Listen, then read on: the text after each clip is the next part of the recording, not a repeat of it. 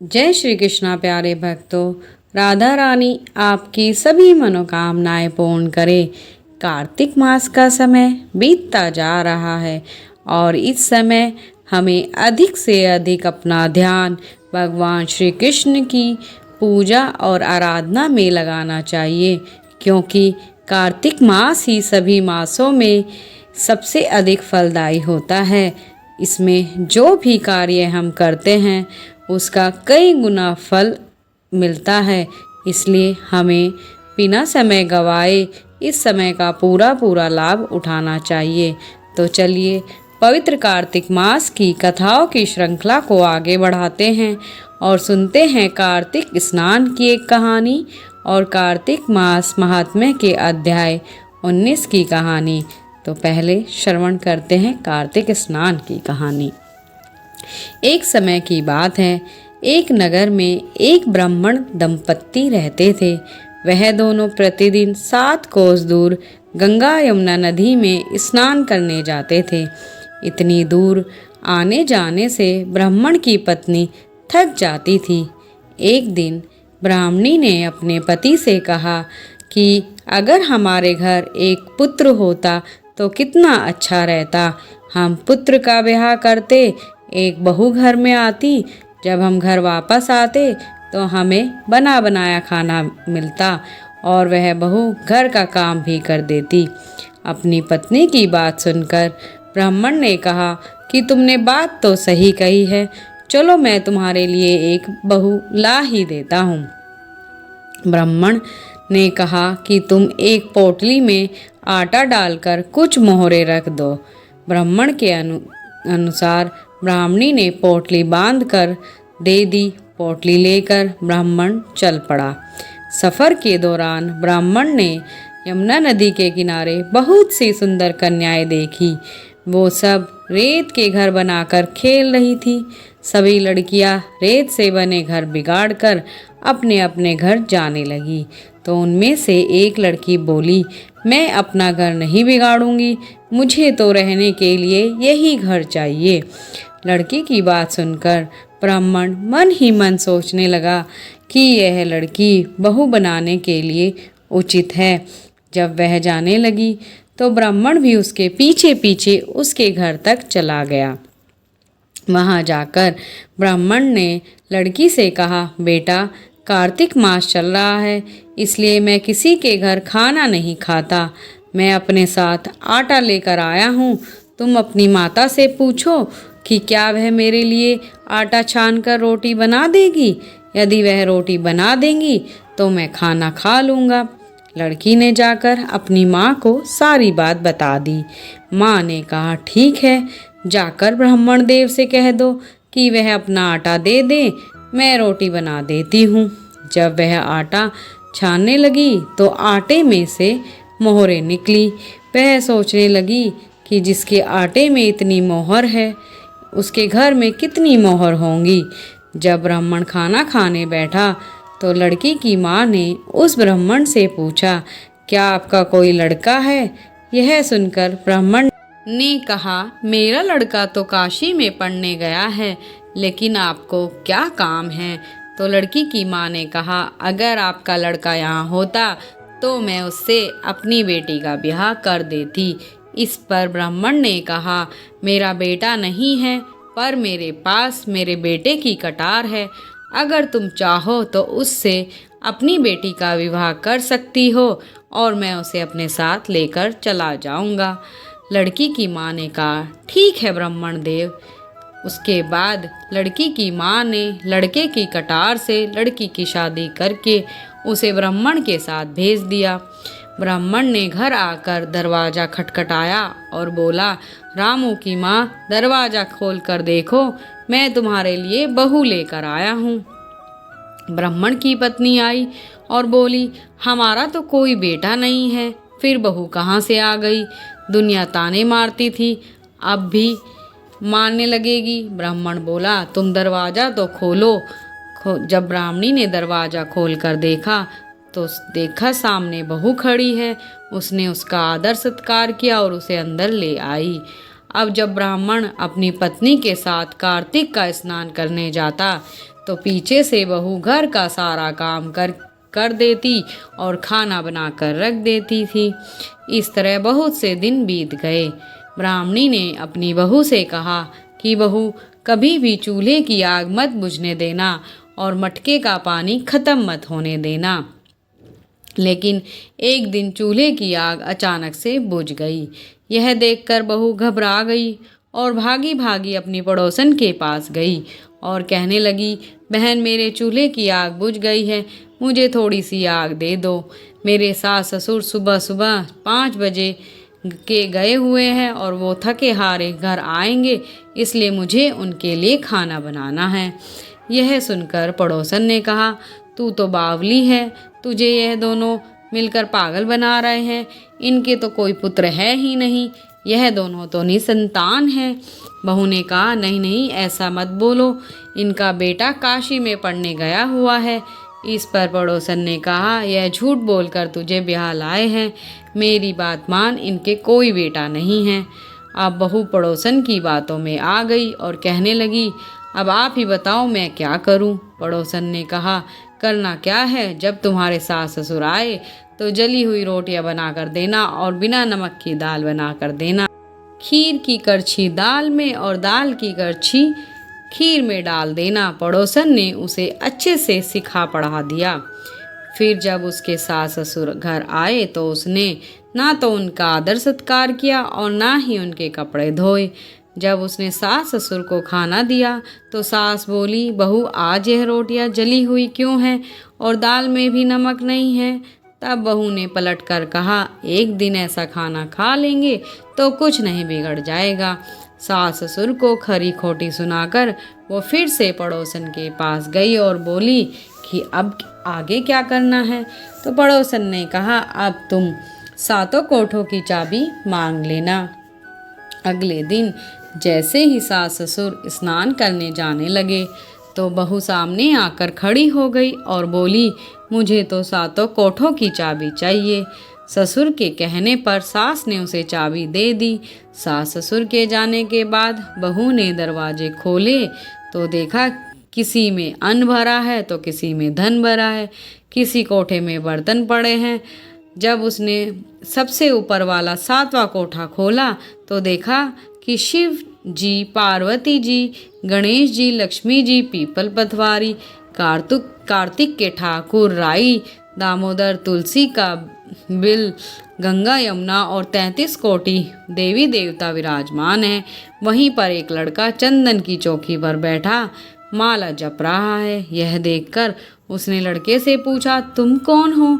तो लड़का बोला, मैं तुम्हारा पति हूँ, अभी दरवाज़ा बंद कर दो, जब माता पिता आएंगे तब दरवाज़ा खोलना। यह देखकर बहू बहुत खुश हो गई। 16 श्रृंगार कर, सुंदर वस्त्र पहनकर अपने सास ससुर का इंतजार करने लगी। जब उसके सास ससुर घर आए तो उसने उनका आदर सत्कार किया और प्रेम पूर्वक खाना खिलाया और कहने लगी, माँ जी, आप इतनी दूर गंगा यमुना स्नान करने के लिए जाती हैं तो थक नहीं जाती? आप घर पर स्नान क्यों नहीं कर लेती? यह सुनकर सास कहने लगी कि बेटा, गंगा यमुना घर पर तो नहीं आती। तब उसने कहा, हाँ माँ जी, बहती तो है, चलो मैं आपको दिखाती हूँ। जब बहू ने 7वां कोठा खोल कर दिखाया तो उसमें शिव जी, पार्वती जी, गणेश जी, लक्ष्मी जी, पीपल पतवारी, कार्तिक के ठाकुर, राई, दामोदर, तुलसी जी का बिल, गंगा यमुना बह रही थी और 33 कोटि देवी देवता विराजमान थे। वही चौकी पर बैठा एक लड़का माला जाप कर रहा था। माँ ने उसे देखकर कहा, बेटा तुम कौन हो? लड़का बोला, माँ, मैं तुम्हारा ही तो बेटा हूँ। ब्राह्मणी ने पूछा, तुम कहाँ से आए हो? लड़के ने जवाब दिया, मुझे कार्तिक के देव ने भेजा है। यह सब सुनकर ब्राह्मण और उसकी पत्नी की खुशी का कोई ठिकाना नहीं रहा। हे कार्तिक के देव, जैसी कृपा आपने ब्राह्मण और ब्राह्मणी पर की है, वैसे ही इस कथा को कहते सुनते और हुंकारा भरने वाले सभी पर करना। जय कार्तिक। अब श्रवण करते हैं कार्तिक मास महात्म्य के अध्याय 19 की कथा।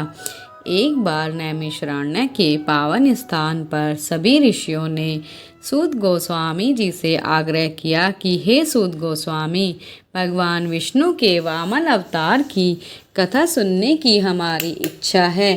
कृपा करके हमें भगवान के वामन अवतार की कथा बताइए और बताइए कि भगवान ने वामन अवतार क्यों धारण किया था। तब सूत गोस्वामी जी ने कहा, हे ऋषिगण, एक समय राजा पृथु ने भी नारद मुनि से यही आग्रह किया था और उस समय नारद मुनि ने जो कथा सुनाई थी वह मैं आप सबको सुनाता हूँ। आप सभी ध्यानपूर्वक सुनिए। नारद मुनि ने कहा, हे राजन, कश्यप मुनि की 2 पत्नियां थी। एक का नाम दति था और दूसरी का नाम अदिति। अदिति देवताओं की माता थी जबकि दति दैत्यों की माता थी। अब दैत्यों और देवताओं में शुरू से ही विरोध रहा था। उस समय विरोचन का पुत्र और प्रहलाद का पौत्र राजा बलि दैत्यों के राजा थे। राजा बलि ने अपनी विशाल सेना के बल पर सारी पृथ्वी को अपने अधीन कर लिया था। पृथ्वी पर विजय पा लेने के बाद अब उनकी इच्छा स्वर्ग प्राप्ति की थी और अपने उद्देश्य की पूर्ति के लिए उन्होंने स्वर्ग पर आक्रमण करके देवराज इंद्र की राजधानी अमरावती को भी चारों ओर से घेर लिया था।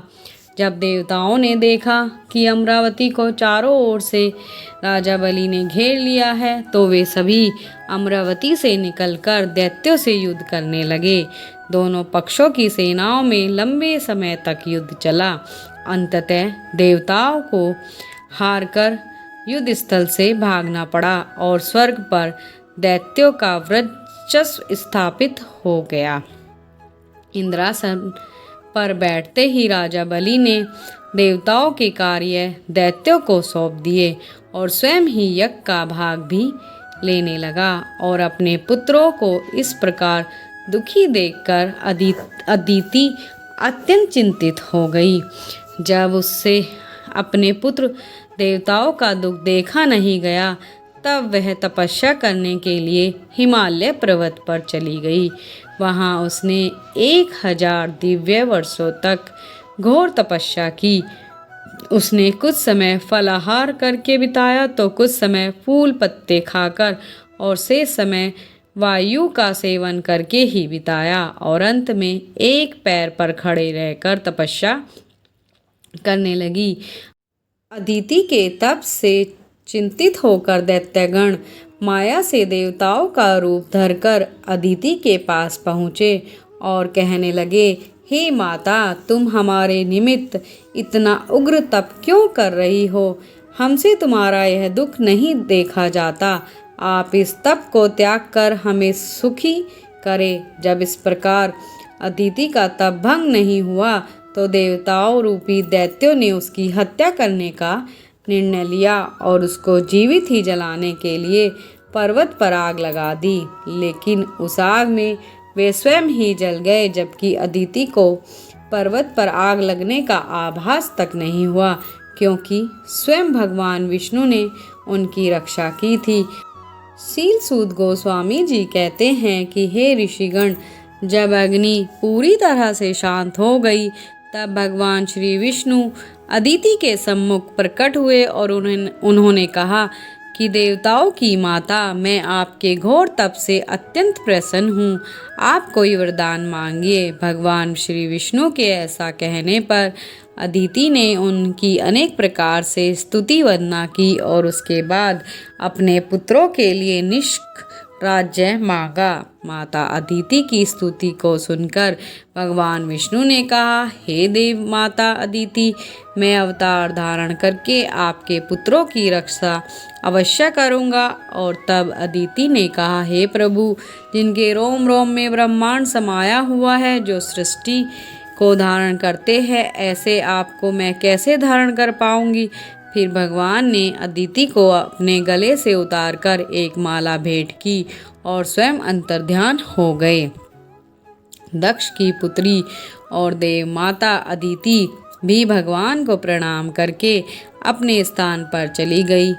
कालांतर में अदिति ने शंख चक्र गदा पद्म कमंडल धारण किए हुए हजारों सूर्यों के समान तेज वाले कमल के समान नेत्र वाले पीत वस्त्र धारण करने वाले और मुनियों द्वारा स्तुति प्राप्त करने वाले, दैत्यों का निकंदन करने वाले और भक्त वत्सल ऐसे भगवान वामन देव को बालक रूप में जन्म दिया। ऋषि कश्यप ने जब भगवान की स्तुति की तो भगवान वामन ने कहा, हे पिताश्री, मैं अत्यंत प्रसन्न हूँ, आपका कल्याण हो। इतना कहकर भगवान विष्णु ने बालक स्वरूप धारण कर लिया और इस प्रकार सभी देवताओं की रक्षा के लिए भगवान ने वामन अवतार धारण किया और फिर बलि महाराज से 3 पग भूमि मांगकर देवताओं को अपना साम्राज्य पुनः लौटा दिया। तो यह थी आज की कार्तिक कथा श्रृंखला की पावन कथा। भगवान श्री हरिनारायण ने अनेकों अवतार धारण करके इस धरा पर जन्म लिया है और सबकी रक्षा की है। आज भी जब कोई भक्त सच्चे मन से श्री हरि की आराधना करते हैं और उन्हें याद करते हैं तो वह अवश्य ही हमारी सहायता के लिए आते हैं। बोलिए हरि नारायण भगवान की जय। ऐसी ही धार्मिक कथाओं को सुनने के लिए हमें सब्सक्राइब करिए और नोटिफिकेशन ऑन कर लीजिए। अगर आपको यह कथा अच्छी लगी हो तो लाइक ज़रूर करिएगा और इस वीडियो को अपने मित्रों एवं परिवारजनों से साझा भी कीजिए ताकि सभी को कार्तिक मास कथा के श्रवण का पुण्य प्राप्त हो सके। धन्यवाद।